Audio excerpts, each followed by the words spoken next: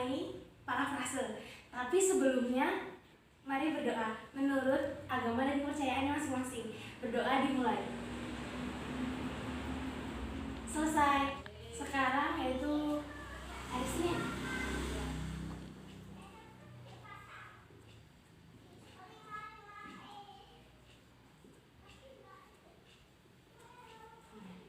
Tadi materi besar kita yaitu membuat parafrase secara lisan dalam konteks bekerja.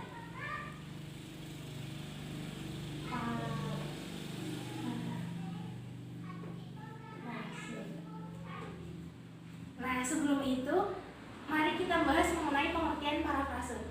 Dalam KBBI, parafrase merupakan pengungkapan kembali suatu tuturan dari sebuah tingkatan atau macam bahasa ke tuturan dan tingkatan yang lainnya tanpa mengubah isi bacaan tersebut, atau penguraian kembali sebuah teks dalam bentuk yang berbeda dengan maksud untuk menjelaskan makna-makna tersirat dari teks tersebut. Jadi, parafrase itu dapat disimpulkan seperti membuat bentuk lain dari sebuah karya sastra tanpa mengurangi isi dari karya sastra sebelumnya. Nah, selanjutnya yang perlu diperhatikan nih, membentuk parafrase itu harus dengan bahasa sendiri, tidak boleh menggunakan bahasa penulis. Jadi, kita harus benar-benar memahami apa isi dari karya sastra yang akan kita tuliskan kembali sebagai parafrase. Selanjutnya, kita akan membahas mengenai bagaimana cara membuat parafrase. Ada 5 hal penting yang harus diperhatikan saat membuat parafrase. Yang pertama, baca. Baca itu maksudnya kita harus membaca terlebih dahulu sebuah karya sastra yang akan kita parafrasekan. Karena dengan membaca kita bisa mengetahui apa isinya dan bagaimana maksud dari karya sastra tersebut. Yang kedua adalah tandai. Nah, maksudnya tandai di sini adalah saat kalian membaca, pastikan kalian menemukan hal-hal yang menurut kalian menarik atau menurut kalian itu adalah kunci yang harus ada dalam sebuah karya sastra tersebut. Sebaiknya tandai kata kunci tersebut dengan warna tinta yang berbeda supaya nanti saat kalian memerlukan untuk menuliskan ulang, kalian lebih mudah untuk menemukannya. Lalu yang ketiga, itu adalah catat.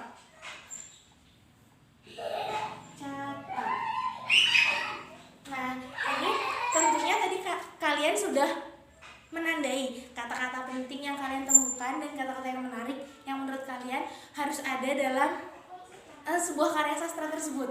Nah, selanjutnya adalah dicatat kata-kata yang kira-kira bisa dikembangkan untuk membuat sebuah parafrase atau bentuk lain dari karya sastra sebelumnya dengan isi yang kira-kira sama. Lalu selanjutnya adalah kembangkan. Yang keempat adalah kembangkan.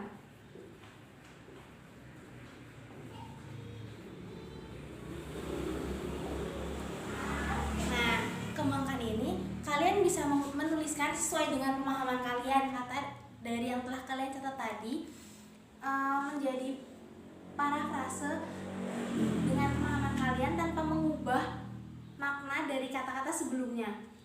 Lalu yang terakhir adalah yang kelima, yaitu uraikan. Nah, tentunya kalian telah memiliki pengembangan dari kata-kata penting tadi kan.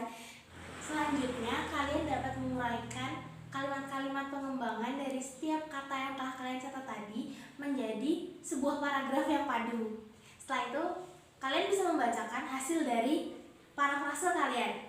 Setelah dari cara memparafrasekan ini, ada beberapa teks yang dapat diparafrasekan, yaitu ada teks puisi menjadi prosa, lalu teks drama menjadi cerita, dan juga teks wacana asli menjadi wacana pendek.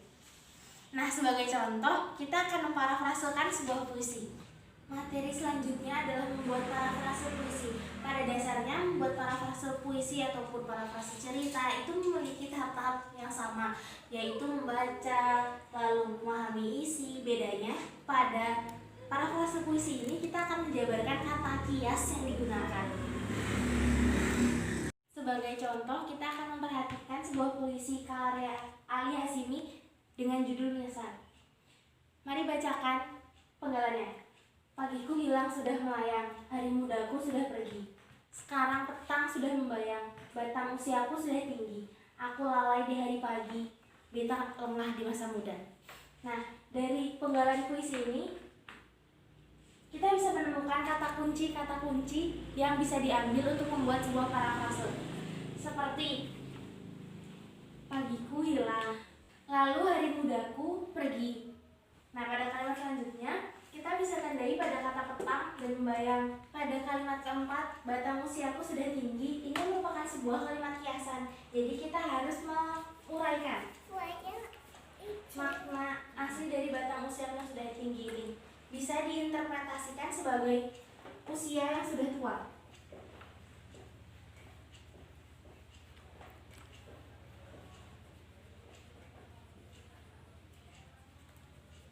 Lalu selanjutnya, aku lalai di hari pagi. Kalian bisa tandai di lalai dan pagi. Lalu pada penggalan terakhir, beta lengah di masa muda. Kalian bisa gunakan kalimat ini seluruhannya, karena dia seperti sebuah kesimpulan dari kalimat-kalimat sebelumnya. Nah, dari kata-kata yang telah ditandai, kalian bisa menyimpulkan bahwa pembuat puisi ingin menyampaikan rasa menyesалnya telah lalai di masa mudanya. Jadi, parafrase dari puisi karya Ali Hasimi dengan judul Menyesal ini merupakan kisah dari seseorang yang menyesal karena telah menyanyiakan masa mudanya. Baik, sampai sini materi kita hari ini. Kita lanjut di lain waktu. Terima kasih. Wassalamualaikum warahmatullahi wabarakatuh.